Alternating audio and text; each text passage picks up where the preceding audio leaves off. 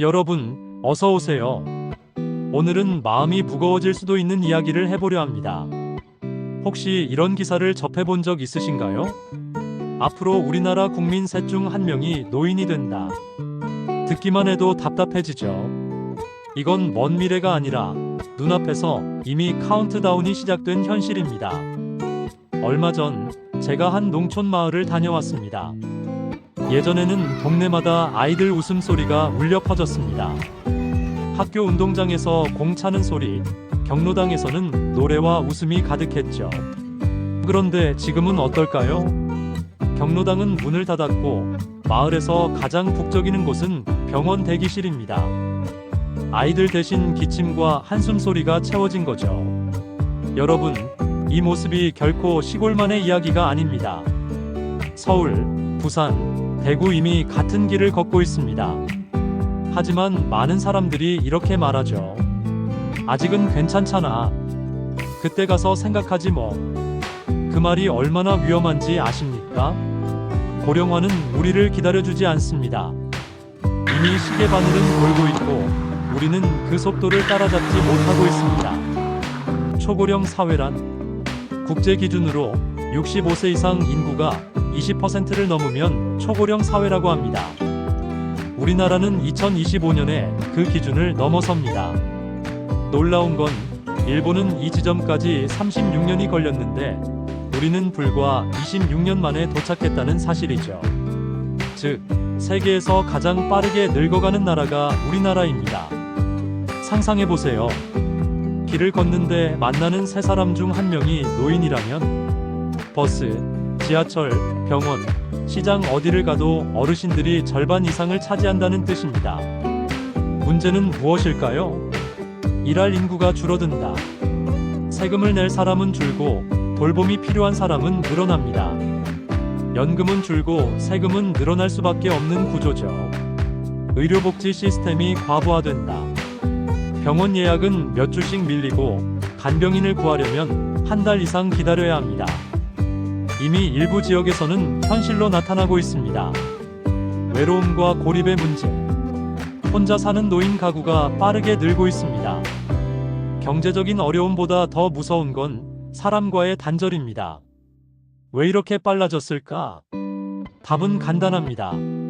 출산율 최저, 결혼 감소, 청년 인구 감소. 우리나라 출산율은 0.7명 수준, OECD 최하위입니다. 즉, 아이는 안 태어나고 노인은 계속 늘어나는 구조. 브레이크 없는 자동차가 내리막길을 달리는 것과 같습니다. 다른 나라들은 어떻게 버텼을까? 일본은 지역 커뮤니티 케어를 도입했습니다. 병원, 복지관, 노인 주거시설을 한 생활권 안에 묶어 이동 부담을 줄였죠. 이웃 주민이 간단한 교육을 받고 돌봄 활동에 참여하기도 했습니다. 덴마크는 고령자를 부담이 아닌 자원으로 봤습니다. 은퇴 후에도 경력이 필요한 일자리 도서관, 공원 관리, 문화 해설을 맡겼습니다. 또 무료 재교육 프로그램으로 노인이 새로운 기술을 배우게 했습니다. 우리나라 일부 지역도 변화를 시작했습니다. 전남의 한 마을은 마을회관을 공동 돌봄센터로 바꿨습니다. 어르신들이 함께 밥을 먹고 정기적으로 간호사가 건강을 체크합니다.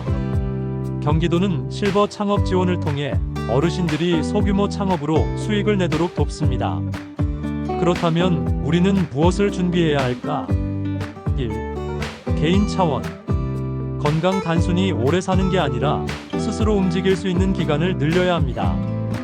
주 3회 근력 운동, 매일 30분 걷기, 균형 잡기 습관, 두뇌 활동 책 읽기, 악기, 퍼즐 같은 두뇌 자극 활동, 심리적 고립 차단 취미 모임, 봉사, 이웃 관계를 미리 만들어야 합니다. 2. 가족 차원. 부모 돌봄 문제는 미리 상의해야 합니다. 누가, 언제, 어떻게 돌볼지 가족 회의를 통해 합의해야 갈등을 줄일 수 있습니다. 3. 사회 차원.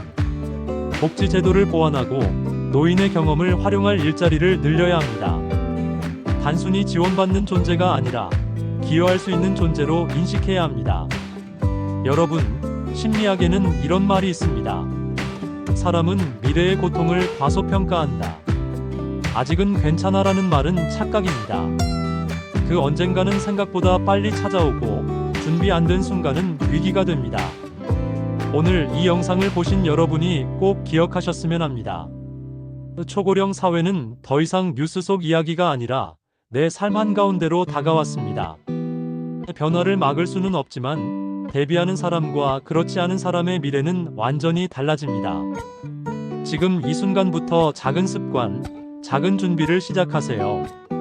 그게 10년 뒤 여러분의 삶을 지켜줄 가장 든든한 자산이 될 겁니다. 영상이 마음에 드셨다면 구독과 좋아요 부탁드립니다. 여러분의 노후가 불안이 아닌 희망이 되도록 앞으로도 함께하겠습니다. 내용이 좋으셨다면 구독, 좋아요 부탁드립니다.